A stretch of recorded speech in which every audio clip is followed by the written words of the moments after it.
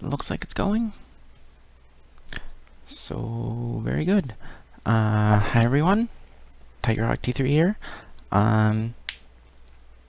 Here's tonight's stream, just in time.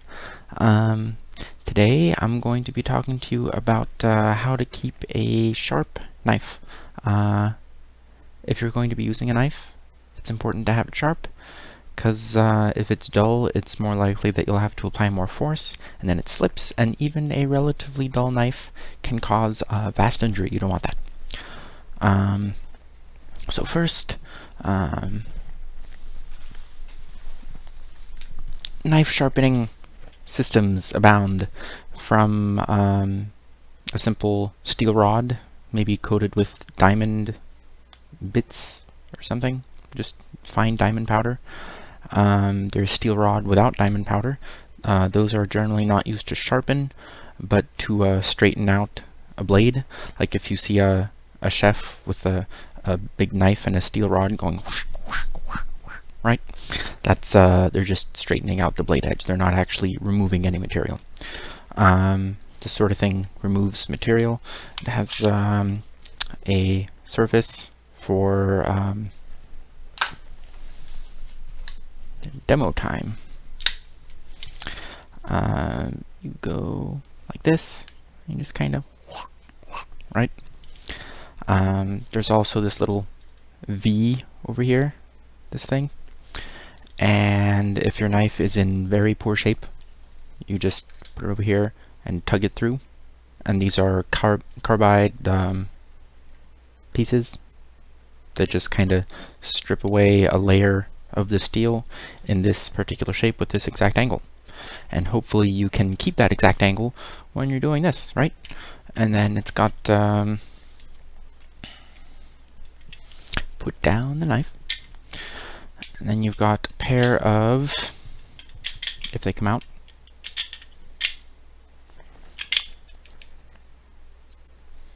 I hope, come on,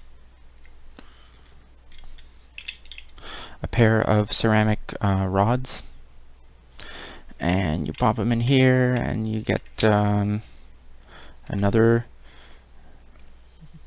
vaguely V-shaped thing, and then you pass the knife through here, etc.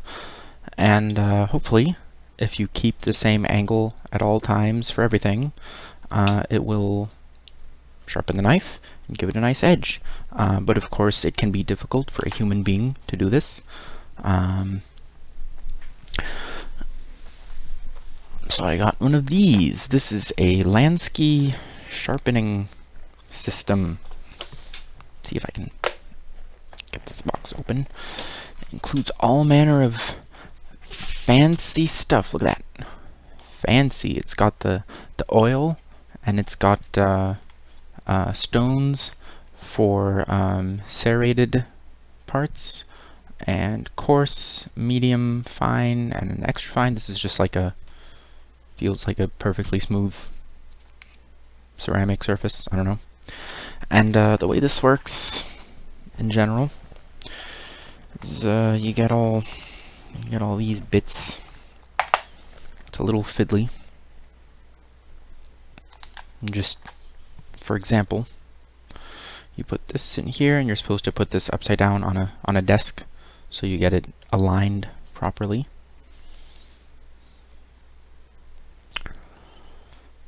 As long as it goes in, I'm not going to actually align it properly because I'm not actually sharpening anything right now. Then you do this, and you get this dealy, and you put the you unscrew, etc., and you unscrew this part. See, there's screw over here. Unscrew that, and then you get this over here, and you put that in there in some way. Then you tighten it, etc. And then once you've got it, you know, at a correct angle, without the thing going past the blade edge, that doesn't work. And then you take this thing that you set up, and you put it in one of the holes, right? And then, see if I can get you an angle on this. Then you do this, basically. See? See how that works? And there's little numbers. I don't know how well you can see that there. And those numbers are just 30, 25. That's the degree of the angle. And I also have so I have this contraption, which I actually used to sharpen a friend's Benchmade several years ago. D2 tool steel, which is very hard and takes a good edge, but of course it takes a long time to sharpen because it is a very hard type of steel. He had a great time with that knife. He'd keep on taking it out and just kind of passing it along the back of his hand, and he ended up with no hand hair after a while because he just kept on popping it all off because it was so amazing how sharp it was. And but other than that, I have not had much success with this because it is actually slightly difficult to use. I'm gonna put it away as we speak. Time consuming, etc. There's all manner of knickknacks. It's not even as seen on TV stuff. It's things that that people do research into and write reviews on and recommend. Like, I got this system, or that one's no good, this one's too hard to use, etc. And so there's this. There's the there's this fellow. There's the diamond-coated steel rod that I mentioned.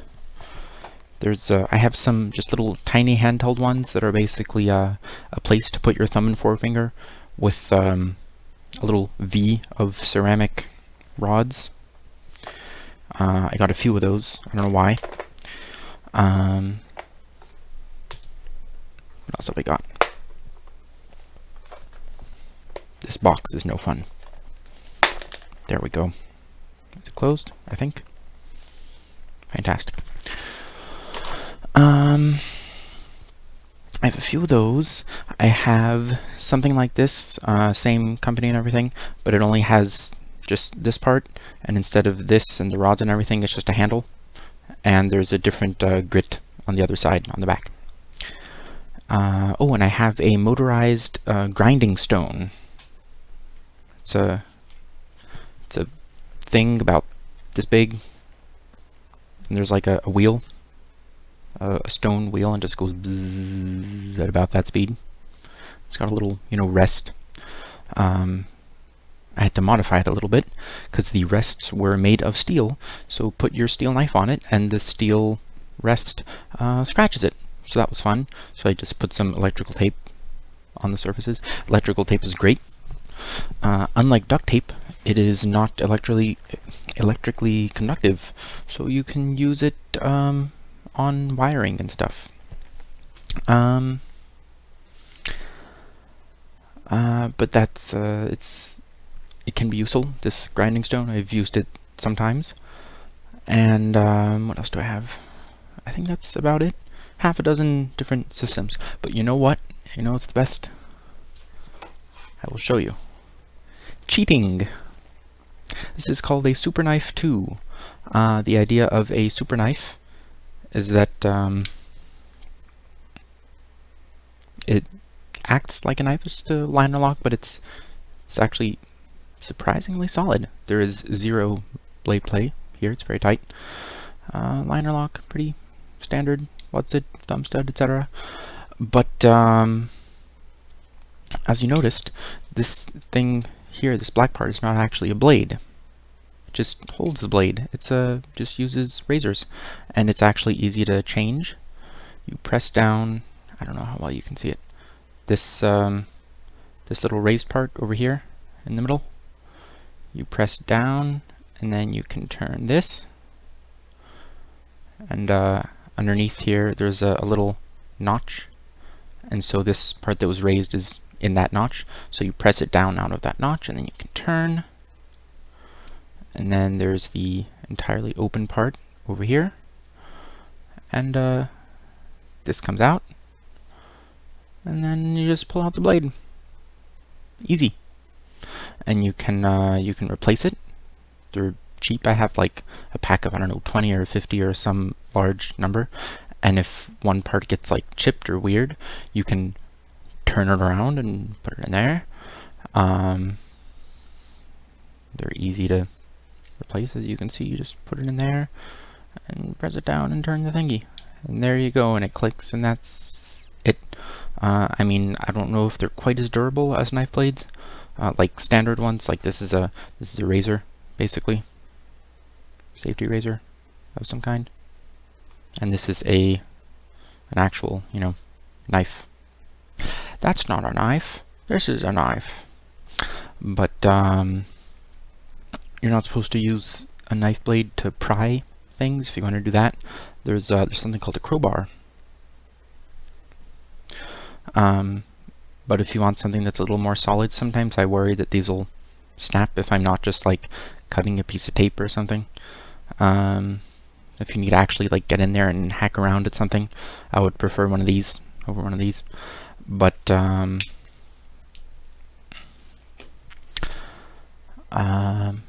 these are much easier to sharpen because you just change the blade in about 5 seconds when you think it's too dull. And that's it. It's very easy. And